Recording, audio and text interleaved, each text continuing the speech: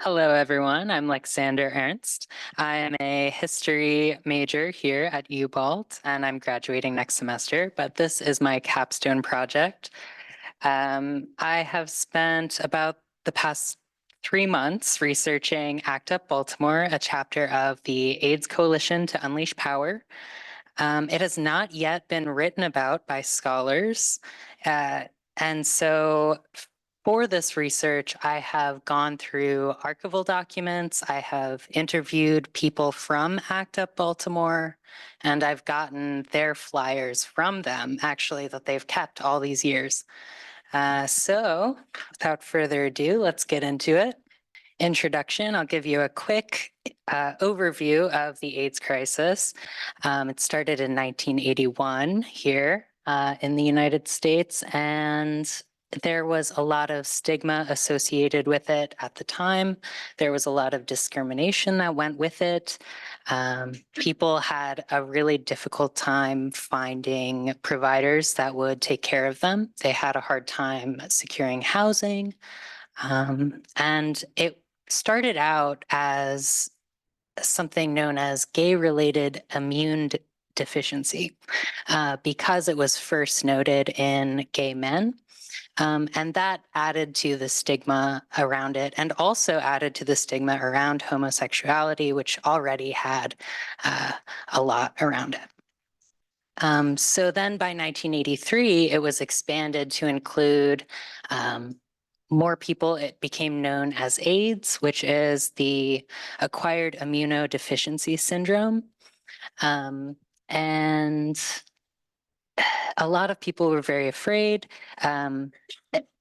AIDS became expanded into like something associated with heroin users, Haitians, hemophiliacs, and homosexuals. And so there was still this huge stigma around it, and people didn't recognize that anybody could get AIDS through unsafe sex practices or sharing of blood.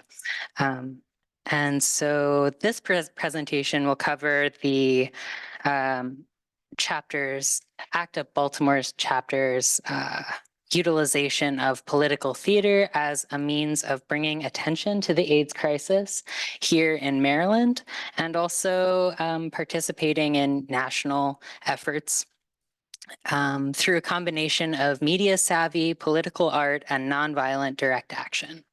While AIDS Coalition to Unleash Power, ACT UP, started in New York in 1987, it didn't make its way here until June of 1990. And the reason for that is there were already a few AIDS advocacy groups here in Baltimore, like AIDS Action Baltimore, the PWA Coalition, which is People with AIDS Coalition.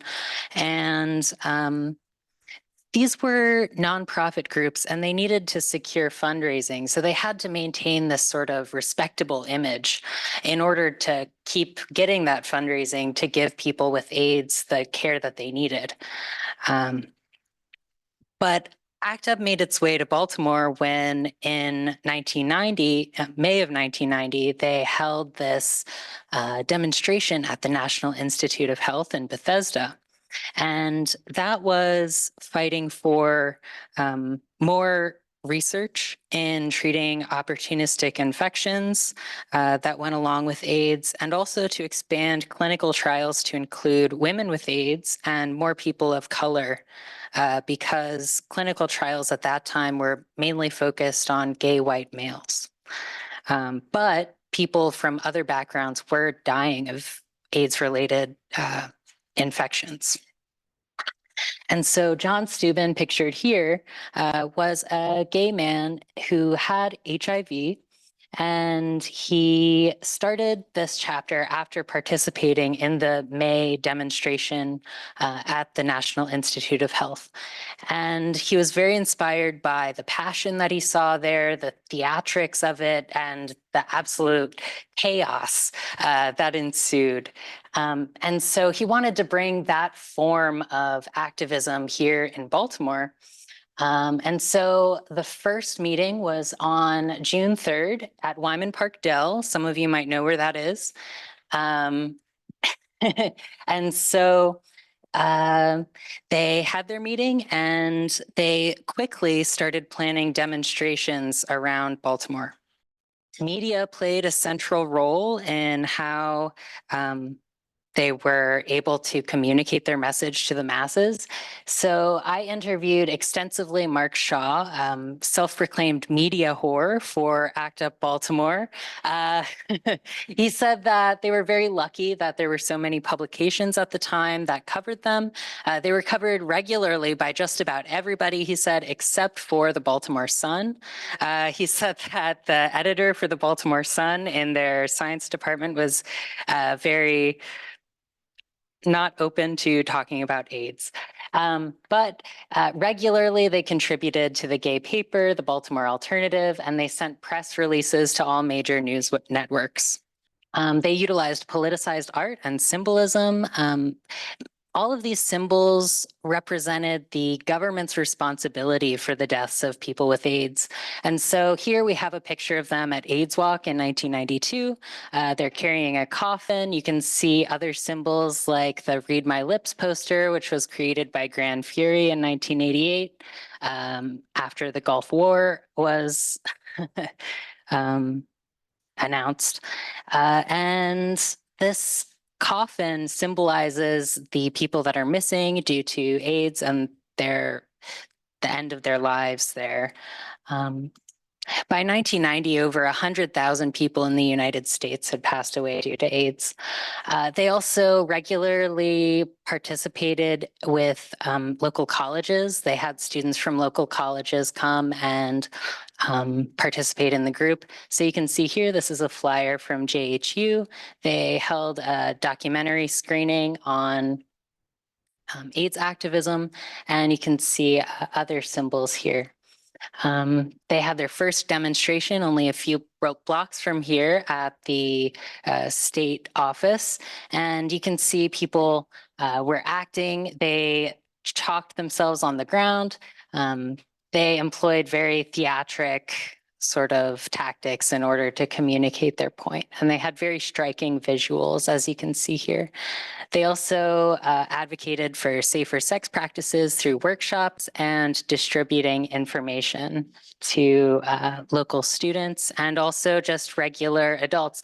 This flyer here is something that was passed out at Baltimore School for the Arts in October of 1990, which got a lot of press coverage and made a lot of people very angry. So I believe I'm almost out of time here, but this is a protest that was held at JHU by ACT UP, and this is a politicized funeral of John Steuben, who founded ACT UP Baltimore. He passed away due to AIDS in 1994, and they carried his coffin to City Hall in order to speak out about his death. He wanted his coffin carried there as his final act of protest. So AIDS continues to still be a crisis today, but now there is treatment for HIV.